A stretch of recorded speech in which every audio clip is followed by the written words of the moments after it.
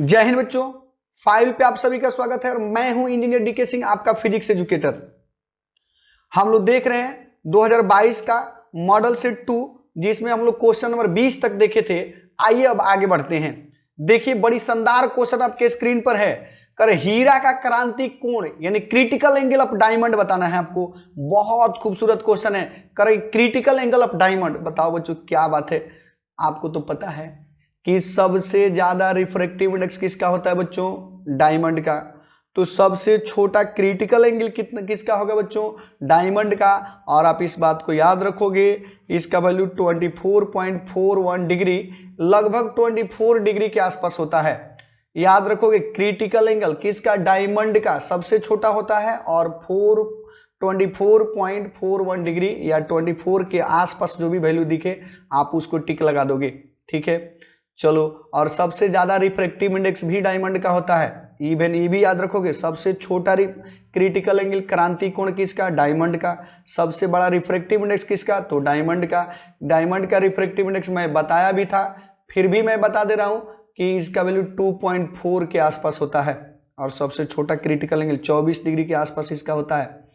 चलो आगे बढ़ते हैं, नेक्स्ट क्वेश्चन की ओर चलते हैं। बहुत खूबसूरत क्वेश्चन करके, दो संपर्कित उत्तल लेंसों का समतुल्य लेंस होता है। याद करो, अगर दो लेंस को आपस में हम लोग जो है यानी कि आपस में कांटेक्ट में रख दें तो उसके इक्विवेलेंट लेंस क्या होगा? याद करो, दोनों लेंस अगर कन्वेक्स लेंस है तो याद करो इक्विवेलेंट लेंस का फॉर्मूला कितना होता था? 1/f equal to 1/f1 plus 1/f2। याद करो बच्चों, अगर ये दोनों जो है कन्वेक्स हैं तो जब इसको हम दोनों के लिए फोकल लेंथ पॉजिटिव होगा और जब इसका वैल्यू रख के सॉल्व करेंगे तो यहाँ f भी पॉजिटिव में आएगा और f पॉजिटिव में आने का मतलब है कि जो इक्विवेलेंट लेंस होगा वह भी क्या होगा? कन्वेक्स ही होगा।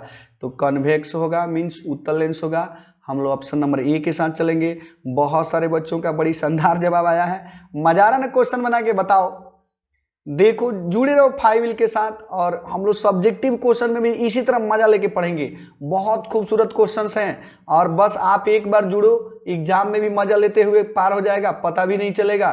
कर कि प्रकाशिक तंतु, याद करो प्रकाशिक तंतु का मूल सिद्धांत होता है। बताओ, आप बताओगे ऑप्टिकल फाइबर जो है किस प्रिंसिपल पर बेस्ड होता है? ऑप्टिकल फाइबर सभी बच्चे जानते हैं, TIR, total internal reflection. Total internal reflection देख लो यहाँ पे, टोटल इंटरनल रिफ्लेक्शन यानी पूर्ण आंतरिक परावर्तन के सिद्धांत पर आधारित होता है। कौन बच्चों? Optical fibre. ऑप्टिकल फाइबर किस पर बेस्ड होता है? तो टोटल इंटरनल रिफ्लेक्शन के बेस्ड पर। आप याद रखोगे, ये भी क्वेश्चन कई बार पूछा जा चुका है। टोटल इंटरनल रिफ्लेक्शन के प्रिंसिपल पर बेस्ड होता है ऑप्टिकल फाइबर। ऑप्टिकल फाइबर में आप कमेंट करके बताओगे ऑप्टिकल फाइबर में कितने लेयर्स होते हैं। अगर पॉसिबल हो तो आप नाम भी बताओगे कि कौन कौन से लेयर होते हैं। सेंट्रल लेयर का नाम क्या होता है? मॉडरेटर जो लेयर होता है उसका नाम क्या होता है? और आउटर सरफेस का नाम क्या होता है? जल्दी से कमेंट करके आप आंसर दोगे। चलो आगे बढ़ते हैं। कह रहे क्या इसमें सामान्य आंख के लिए स्पष्ट दृष्टि की न्यूनतम दूरी बताओ। ये 8 क्लास के 10th क्लास के बच्चे आंसर दे सकते हैं, तो तुम हो। हालांकि हम लोग मॉडल सेट 1 में ये भी क्वेश्चन देखे थे, किसी भी व्यक्ति के लिए जो है यानी least distance of distinct vision कितना होता है बच्चों? 25 सेंटीमीटर। 25 सेंटीमीटर या 0.25 मीटर। है ना शानदार क्वेश्चन? है ना मजेदार क्वेश्चन? है नहीं जी क्वेश्चन?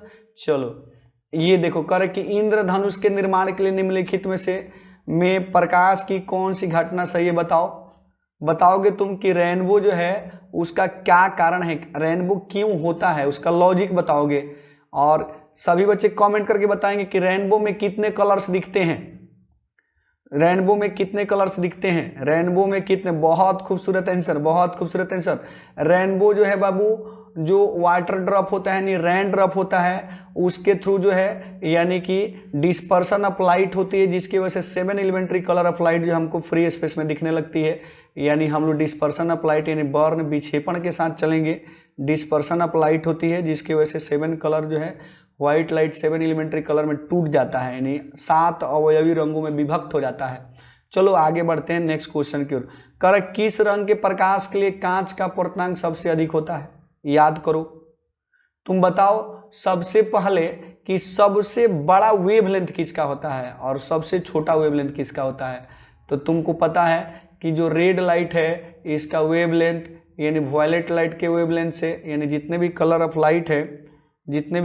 लाइट है बच्चों, उसमें रेड लाइट का जो वेवलेंथ होता है वॉयलेट लाइट के वेवलेंथ से बड़ा होता है। और जो रिफ्रैक्टिव इंडेक्स होता है बच्चों, जो रिफ्रैक्टिव इंडेक्स होता है इनवर्सली प्रोपोर्शनल होता है वेवलेंथ के, यानी जिसका वेवलेंथ बड़ा है उसकी रिफ्रैक्टिव इंडेक्स छोटी होती है और जिसका वेवलेंथ छोटा है उसकी रिफ्रैक्टिव इंडेक्स बड़ी होती है। तो देख लो तुम यहाँ वॉयलेट लाइट की जो रिफ्रैक्टिव वेवलेंथ है ये छोटा है किससे, तो रेड लाइट से, यानी इसमें जितने भी हैं सब से, इसलिए वॉयलेट लाइट की जो रिफ्रैक्टिव इंडेक्स होगी वह बाकी सब से बोले, जैसे से रेड लाइट बोले यानी आप तुम जो है ब्लू कलर का बोलो, रेड बोलो, ग्रीन बोलो, यानी वॉयलेट जो होगी सबसे बड़ी रिफ्रैक्टिव इंडेक्स होगी, यानी सबसे बड़ी रिफ्रैक्टिव इंडेक्स किसकी होगी, तो बैंगनी कलर के प्रकाश की यानी वॉयलेट लाइट की जो है सबसे बड़ी रिफ्रैक्टिव इंडेक्स होगी। चलो नेक्स्ट क्वेश्चन की ओर चलते हैं। ये भी बहुत खूबसूरत क्वेश्चन है, काफ़ी आसान भी है। कर कि विनाशी व्यतिकरण के लिए पथांतर बताना, बताओ। डिस्ट्रक्टिव इंटरफेरेंस के लिए पाथ डिफरेंस, याद करो ये भी फार्मूला टू फार्मूला है। डिस्ट्रक्टिव इंटरफेरेंस के लिए पाथ डिफरेंस, तो बताओ 2n+1 into lambda by 2। Destructive interference के लिए पाथ डिफरेंस कितना होगा बच्चों, यानी डेल्टा एक्स का वैल्यू बोले तो 2n+1 इंटू लेमडा बाई 2, यानी ऑप्शन नंबर बी के साथ हम लोग चलेंगे। बहुत ईजी। चलो कमेंट करके तुम कंस्ट्रक्टिव इंटरफेरेंस के लिए पाथ डिफरेंस बताओगे। कंस्ट्रक्टिव इंटरफेरेंस के लिए कितना बच्चों, पाथ डिफरेंस होता है n इंटू लेमडा, और डिस्ट्रक्टिव के लिए 2n+1 इंटू लेमडा बाई 2। चलो आगे बढ़ते हैं नेक्स्ट क्वेश्चन की ओर। ये भी बहुत शानदार क्वेश्चन है, बहुत इजी भी है। देखो करके प्रकाश की अनुप्रस्थ तरंग प्रकृति को निम्नलिखित में से कौन घटना पुष्टि करती है, बताओ। करके which of the flowing phenomena confirms the transverse nature of light, बताओ।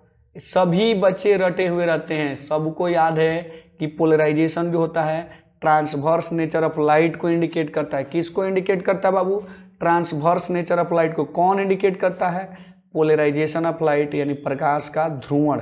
बिल्कुल ये याद रखने वाली बातें होती हैं, आप एक बार सामने से गुजरते जाएगा याद रखते जाओगे। कर कि अवरोध के किनारों से प्रकाश का मुड़ना कहलाता है, बताओ। कितना इजी क्वेश्चन है बताओ। यानी किसी भी अवरोध के किनारों से टकरा के अगर रे ऑफ लाइट बेंड कर जाती है तो उसको हम लोग क्या कहते थे बच्चों, विवर्तन कहते थे। क्या कहते थे, विवर्तन है diffraction of light. Diffraction of light का मतलब होता है किसी शार्प इज ओपेक ऑब्स्टेकल से रे ऑफ लाइट अगर कोलाइड करके बेंड कर जाती है ना तो उसको डिस्पर्सन कहते हैं। यानी तीक्ष्ण नख वाले किसी बड़ी से टकरा के अगर प्रकाश की किरणें मुड़ती है तो उसको हम लोग क्या कहते हैं, डिफ्रैक्शन ऑफ लाइट कहते हैं, यानी विवर्तन कहते हैं।